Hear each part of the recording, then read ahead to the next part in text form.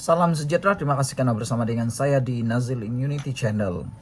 Ini laporan terkini tentang kes kematian Zara Khairina. Kematian beliau mendapat perhatian yang meluas di seluruh Malaysia. Sudah pelbagai pihak bersuara, termasuk Perdana Menteri Datuk Seri Anwar Ibrahim. Dan yang paling ditunggu-tunggu ialah suara Ketua Menteri Sabah, iaitu Haji J. Noor. Haji J telah memberikan amaran supaya rakyat jangan suka-suka buat spekulasi. Jangan suka-suka membuat andaian. Tapi ada juga rakyat, terutamanya di Sabah, yang cuba untuk melawan kata-kata itu. Kata mereka, kami hanya mahu kebenaran. Kami hanya mahu keadilan. Kami mahu semua siasatan disampaikan secara telus dan tanpa melindungi sesiapa. Kalau ada tangan-tangan gahib yang cuba celaka-celaka nak ganggu siasatan, kata mereka, sila berambus.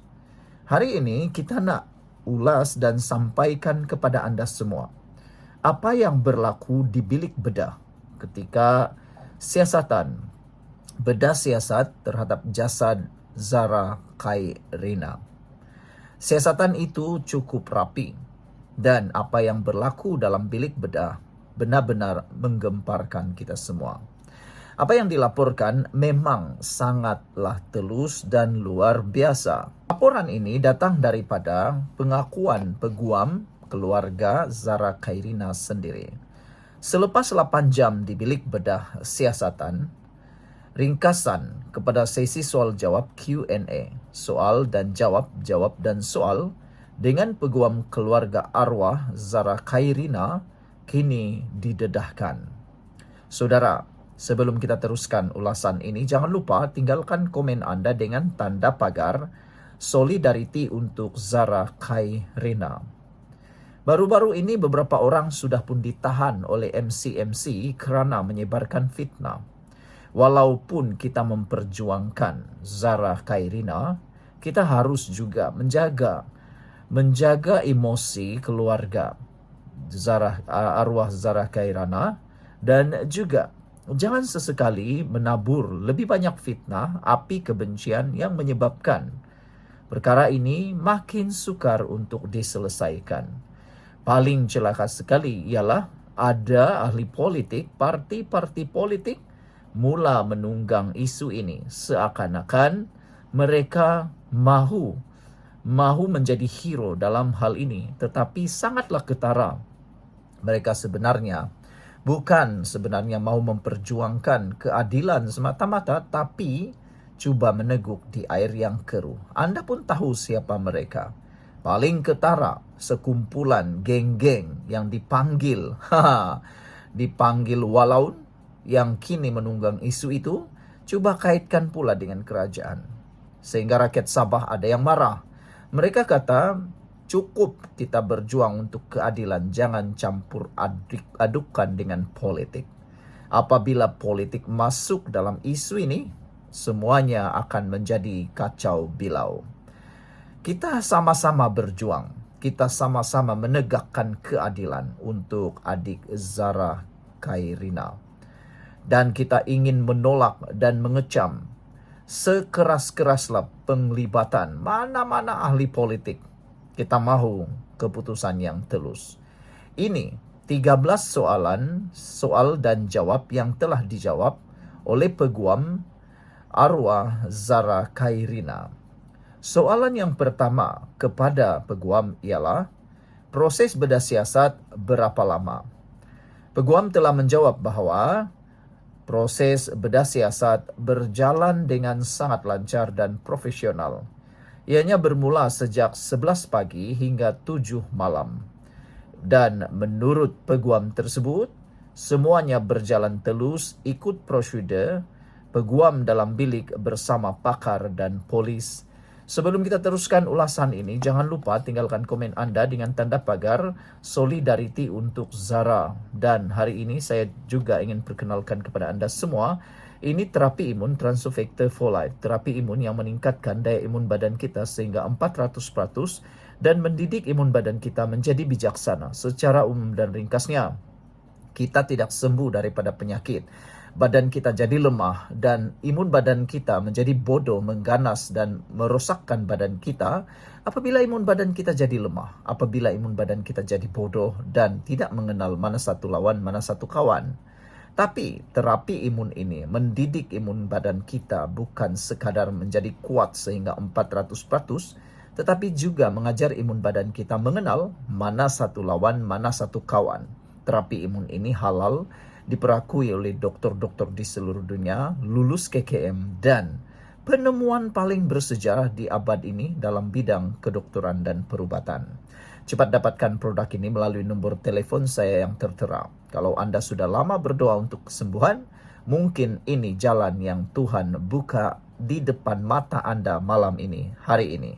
Jangan lepaskan peluang ini, dapatkan khidmat nasihat secara percuma. Soalan kedua yang dijawab oleh peguam selepas 8 jam di bilik bedah ialah tempo laporan siap. Ramai orang paling nak tahu tentang ini, yaitu bila tempo laporan akan siap. Peguam menjawab dengan pasti bahawa tidak ada kepastian berapa lama laporan itu akan siap, dan beliau menganggarkan ianya akan siap sekitar 3 minggu hingga 2 bulan. Kerana ujian-ujian makmal mengambil masa yang bukan sekejap. Kita mahu ketelusan, kita mahu ketepatan keputusan. Kalau Anda kata kenapa lama, untuk ketepatan itulah yang perlu dilalui. Prosesnya memang macam itu. Bukan seperti beli gula-gula, dapat gula-gula terus makan rasanya. Ini ialah satu proses yang perlu telus. Jadi kita mahu kualiti keputusan. Bukan macam seorang tu yang dipanggil Ratu Naga. Dia sudah mula menunggang isu tentang tempoh laporan siap ini. Dia sudah mula menunggang. Itulah saya kata tadi. Kita mengecam orang yang cuba menunggang isu ini. Siapa yang terlibat di dalam bilik bedah, dalam bedah siasat itu? Jawapannya ialah 4 orang pakar patologi, 1 daripada Serdang dan 3 orang daripada Hospital Queen Elizabeth, serta juru gambar forensik dan juga polis. Keempat, berlaku kejanggalan. Kata peguam ini, tiada berlaku kejanggalan. Semua pemeriksaan teliti dan setiap kecederaan dinilai. Maknanya cukup profesional. Kelima, adakah unsur jenayah berlaku atau dikesan? Menurut peguam yang bersama menjadi saksi, laporan polis awal sudah dibuat. Disyaki ada. Kepastian tunggu laporan, kata peguam itu. Keenam, adakah berapa jumlah di dalam bilik? Peguam itu menjawab 7 hingga 8 orang termasuk pakar, polis, peguam. Di bilik kaca 2 polis, ibu tiada. Manakala soalan yang ketujuh, adakah proses telus? Dan adakah tangan gahib atau VVIP? Menurut peguam ini, ianya dilakukan dengan cukup telus. Tiada campur tangan luar atau tangan gahib. Tiada VVIP yang masuk. Kelapan, apa yang direkodkan? Menurut peguam ini, yang direkodkan ialah kecederaan pada arwah, tetapi sulit.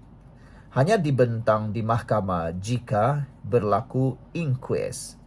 Kesembilan, langkah seterusnya apa yang akan bakal dibuat? Menurut peguam, mereka akan berbincang dengan keluarga dan peguam, dan mereka mungkin akan memohon inquest sekiranya tidak ada apa-apa tangkapan maupun pendakwaan. Kesepuluh, peguam telah keluar berehat. Adakah peguam berehat sepanjang 8 jam proses bedah siasat itu? Peguam ini menjawab, tidak, kami kekal di bilik. Kami tidak makan atau minum. Forensik juga tidak duduk. Wow, ini luar biasa. Ke-11, keputusan dibawa ke Semenanjung.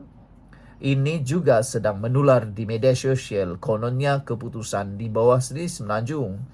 Tetapi peguam ini menjawab keputusan tidak dibawa ke Semenanjung. Ianya kekal di sini. Pakar Serdang hanya membantu, keputusan tidak dibawa kemana-mana. Ke-12, adakah pengalaman pertama? Kata peguam ini, ya. Awalnya saya gemetar, kemudian kasihan karena kubur digali semula. Ke-13, bagaimana emosi ibu arwah? Kata peguam ini tidak menentu, sedih dan berat hati, lalui pengecaman dan bedah siasat. Begitulah yang berlaku di dalam bilik bedah selama 8 jam dalam bedah siasat melibatkan arwah Zara Khairina. Kita berdoa semuanya berjalan lancar dan dipermudahkan. Sekian untuk kali ini. Jangan lupa tinggalkan komen Anda dengan tanda pagar solidarity untuk Zara. Bye-bye.